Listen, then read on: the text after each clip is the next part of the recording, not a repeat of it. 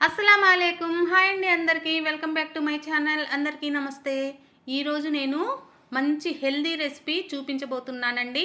అది ఏంటంటే రాగి పిట్టు। ఇది చాలా హెల్దీ అండి। అసలు ఇది ప్రతి ఒక్కరూ పిల్లలకి చేసి పెట్టాల్సిన రెసిపీ అండి। దీనికి ముందుగా రాగి పిండి అయితే తీసుకోవాలి। ఇందులో చిటికెడు సాల్ట్ వేసి నీళ్లు పోసి తడి పొడిగా కలుపుకోవాలండి। ఈ పిండి మనము మరీ పొడిగా కలపకూడదు, అలాగని ముద్దగా కూడా కలపకూడదండి। చూడండి ఇలా కలిపి చేత్తో మనము ముద్ద చేస్తే ముద్ద అయ్యేలాగా అన్నమాట। అలాగని మరీ నీళ్లు ఎక్కువ పోసి కలపకూడదండి। నేనైతే ఇడ్లీ పాత్రలో సగానికి నీళ్లు పోసి ఈ జల్లెడ బుట్ట అయితే పెట్టేసి ఇందులో ఈ పిండి వేసేస్తున్నాను। ఇవి హోల్స్ ఉంటాయి కదా, ఈ హోల్స్లో నుండి ఆవిరికి ఈ పిండి ఉడకాలండి। ఇది సింపుల్గా చేసుకునే పద్ధతి అండి। నేనైతే ఇలా చేస్తాను। చూడండి దీని ఇడ్లీ పాత్ర మూత పర్ఫెక్ట్గా దీనికి సెట్ అయిపోయింది, ఆవిరైతే బయటికి రాకుండా।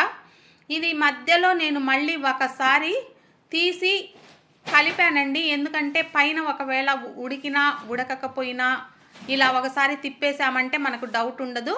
అందుకు ఒకసారి తిప్పేసి మళ్ళీ కొంచెం సేపు ఉడికించుకున్నాను। చూసారా, ఇప్పుడు తీసి చూస్తున్నాను, ఇప్పుడు ఉడికిపోయిందండి। ఇదైతే ఇలా పట్టుకోగానే మెత్తగా అనిపిస్తుంది, మనకు రవ్వలాగా పిండిలాగా అనిపించదండి।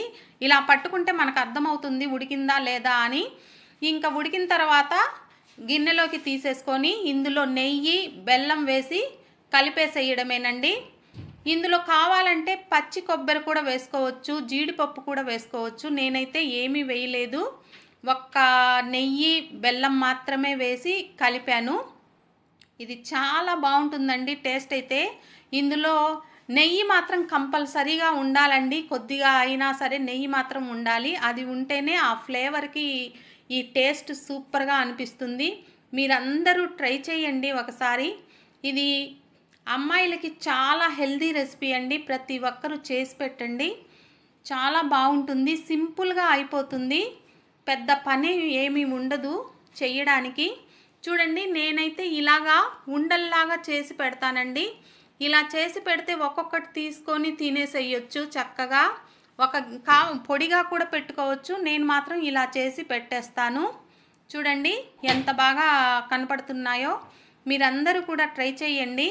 నా ఛానల్ని సబ్స్క్రైబ్ చేయండి, షేర్ చేయండి, లైక్ చేయండి। ఇలాంటి మంచి మంచి రెసిపీస్ నేనైతే మీకు చూపిస్తాను। చూసారా ఎంత బాగా కనపడుతున్నాయో। Thank you so much.